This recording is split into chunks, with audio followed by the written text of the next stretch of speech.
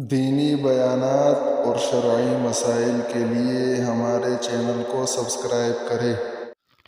रोज़े की हालत में सर पर तेल लगाना जायज़ है या नहीं?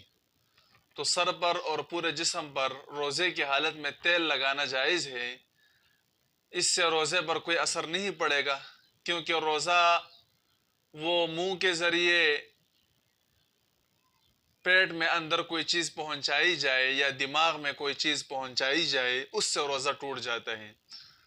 इसी तरह और भी टूटने की चीज़ें हैं, लेकिन तेल जो है ये तो जिस्म के अंदर नहीं जाता, बल्कि तेल जिस्म के बाहर मल लिया जाता है। मसामात के ज़रिए अगरचे तेल अंदर चला जाता है, लेकिन उसका एतबार नहीं होगा।